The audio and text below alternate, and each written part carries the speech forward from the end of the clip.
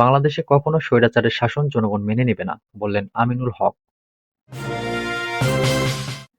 জাতীয় ঐকমত্যের ভিত্তিতে সকলের অবদানকে সম্মান করে জুলাই ঘোষণাপত্র ঘোষণা করতে হবে, জানিয়েছেন এবি পার্টি। জানাবো সাগর রুনি হত্যা, সাবেক সেনা কর্মকর্তা জিয়াউলকে 2 ঘণ্টা জিজ্ঞাসাবাদ। সর্বশেষ জানাবো জুলাই গণ অভ্যুত্থানের ঘোষণাপত্র, বৈঠক শেষে যা বললেন আইন উপদেষ্টা। এতক্ষণ শুনছিলেন সংবাদ শিরোনাম, এবারে বিস্তারিত। বাংলাদেশে কখনো স্বৈরাচারের শাসন জনগণ মেনে নেবে না, বললেন আমিনুল হক। বাংলাদেশে আর কখনো কোনো স্বৈরাচারের শাসন এদেশের জনগণ মেনে নেবে না বলে মন্তব্য করেছেন বিএনপির কেন্দ্রীয় ক্রীড়া বিষয়ক সম্পাদক, ঢাকা মহানগর উত্তর বিএনপির সদস্য সচিব ও জাতীয় ফুটবল দলের সাবেক অধিনায়ক আমিনুল হক। তিনি বলেন, যারা আমার ভাইকে গুলি করে হত্যা করেছে, বোনকে গুলি করে হত্যা করেছে, যারা আমার ভাইদের গুম করেছে, যারা গত ছাত্র জনতার গণ অভ্যুত্থানে আমাদের বহু ভাইদের গুলি করে হত্যা করেছে, তাদের স্থান কখনো বাংলাদেশে হতে পারে না। বৃহস্পতিবার বিকেলে নরসিংদীর মনোহরদীতে আরাফাত রহমান কোকো স্মৃতি গোল্ড কাপ ফুটবল টুর্নামেন্ট 2025-এর শুভ উদ্বোধন অনুষ্ঠানে প্রধান অতিথির বক্তব্যে তিনি এসব কথা বলেন। আমিনুল হক বলেন, গত 17 বছরে আওয়ামী স্বৈরাচারী সরকারের ফ্যাসিস্ট ভয়াবহ আচরণে তারা শুধু দেশের ক্রীড়াঙ্গনেরই ক্ষতি করেনি, তারা পুরো বাংলাদেশের প্রত্যেকটি রাষ্ট্রীয় প্রতিষ্ঠানকে দলীয় ও রাজনীতিকরণের মাধ্যমে ধ্বংস করে দিয়ে গেছে। তিনি বলেন, সেই ধ্বংসস্তূপ হওয়া রাষ্ট্রীয় প্রতিষ্ঠানগুলো পুনর্গঠন করতে বিএনপির ভারপ্রাপ্ত চেয়ারম্যান তারেক রহমান রাষ্ট্র কাঠামো মেরামতের 31 দফার রূপরেখা দিয়েছেন। তিনি আরো বলেন, বাংলাদেশের জনগণের প্রত্যাশা একটা অবাধ ও সুষ্ঠু নির্বাচন। অবাধ নির্বাচনে বাংলাদেশে যখন একটি জনগণের সরকার প্রতিষ্ঠা হবে, সেই জনগণের সরকার 31 দফার রূপরেখা পরিপূর্ণভাবে বাস্তবায়ন করে বাংলাদেশের রাষ্ট্র কাঠামোকে পুনর্গঠন করবে এবং সেই পুনর্গঠনের নেতৃত্ব দেবেন বিএনপির ভারপ্রাপ্ত চেয়ারম্যান তারেক রহমান। আমিনুল হক বলেন, আরাফাত রহমান কোকো বাংলাদেশের ক্রীড়াঙ্গনে অনবদ্য ভূমিকা রেখেছেন। আজকে ক্রীড়া সংগঠনগুলো এত শক্তিশালী হওয়ার পাশাপাশি দেশ বিদেশে আন্তর্জাতিকভাবে ক্রীড়া জগতে যে সুনাম অর্জন করে চলেছে, তার পেছনে আরাফাত রহমান কোকোর বিরাট অবদান রয়েছে, যে অবদান ভোলার নয়। বিএনপির এই কেন্দ্রীয় নেতা বলেন, বিএনপি ক্ষমতায় থাকাকালীন সময়ে দেশের ক্রীড়াঙ্গন দলীয়করণ মুক্ত এবং শক্তিশালী ছিল। 1991 এবং 2001 সালে বিএনপি ক্ষমতায় থাকাকালীন সময়ে বেগম খালেদা জিয়া যখন দেশের প্রধানমন্ত্রী ছিলেন, সেই সময় ক্রীড়াঙ্গনে কখনো দলীয়করণ করে নাই। তখন মেধার ভিত্তিতে সকল সংগঠনকে নিয়েই দেশের ক্রীড়াঙ্গনকে সাজিয়েছিল।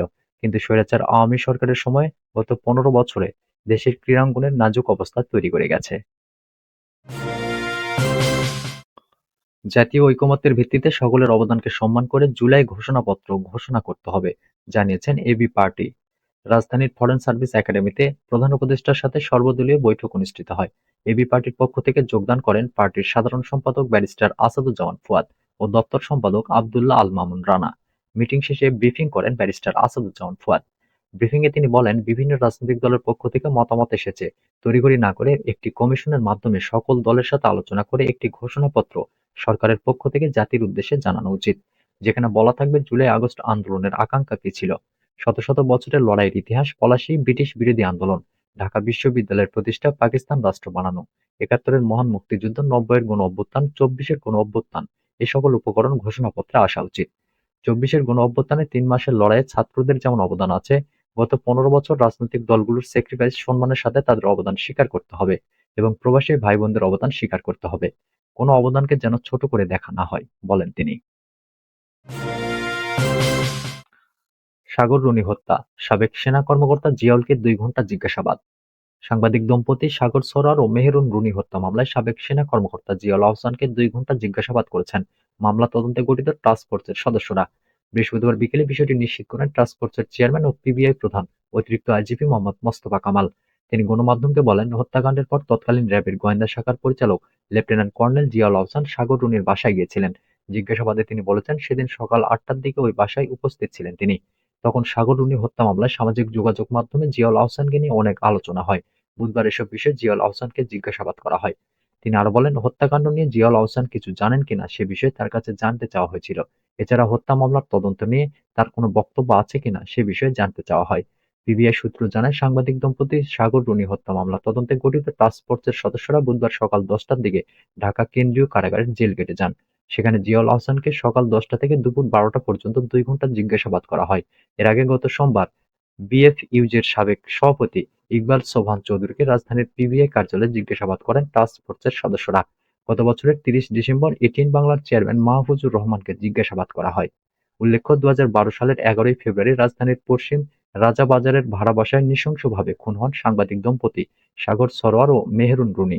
সাগর ছিলেন মাছরাঙা টেলিভিশনের বার্তা সম্পাদক এবং রুনি ছিলেন এটিএন বাংলার জ্যেষ্ঠ প্রতিবেদক। হত্যার ঘটনায় বাদী হয়ে রাজধানীর শেরেবাংলা নগর থানায় মামলা করেছিলেন রুনির ভাই নওশের আলম। জুলাই গণঅভ্যুত্থানের ঘোষণাপত্র, বৈঠক শেষে যা বললেন আইন উপদেষ্টা। জুলাই গণঅভ্যুত্থানের ঘোষণাপত্র নিয়ে রাজনৈতিক দলগুলোর সাথে আলাপ শেষে আইন উপদেষ্টা ডক্টর আসিফ নজরুল বলেছেন, ঘোষণাপত্র তৈরির বিষয়ে সবাই একমত পোষণ করেছে। সবার ঐকমত্যের ভিত্তিতে আরও নিবিড় আলোচনার ভিত্তিতে এই ধরনের একটি ডকুমেন্ট প্রস্তুত হওয়া উচিত। সবাই আশাবাদ ব্যক্ত করেছে এই প্রক্রিয়ায় আমরা সফল হতে সক্ষম হব। কবে নাগাদ এটি ঘোষণা করা হতে পারে জিজ্ঞেস করলে তিনি বলেন, রাজনৈতিক দল ও ছাত্রদের যারা অংশগ্রহণ করেছেন সবাই বলেছেন যে এই ঐকমত্য পোষণ করে সর্বসম্মতিক্রমে একটি ডকুমেন্ট প্রস্তুত করার জন্য যত সময় লাগুক সেই সময় যেন নেওয়া হয়। তাড়াহুড়ো যেন না করা হয়, অযথা কালক্ষেপণ যেন না করা হয়, যোগ করেন তিনি। ঘোষণাপত্র তৈরির লক্ষ্যে আলোচনার জন্য কমিটি গঠন করার প্রস্তাবও রাজনৈতিক দলগুলোর তরফ থেকে এসেছে। তিনি বলেন, সবার প্রস্তাব বিবেচনা করে দ্রুত সিদ্ধান্ত নেওয়া হবে। কোথাও অনৈক্যের সুর নেই বলে উল্লেখ করে তিনি বলেন, আজকের বৈঠকে শুধুমাত্র পদ্ধতি নিয়ে বিভিন্ন মতামত এসেছে। সবাই যেন অনুভব করে যে এই জুলাই গণঅভ্যুত্থানের ঘোষণাপত্রের মালিকানা তারও আছে। সে ব্যাপারে বিভিন্ন মতামত এসেছে। এটি সুদীর ঐক্যের পথে সহায়ক হবে, বলেন তিনি।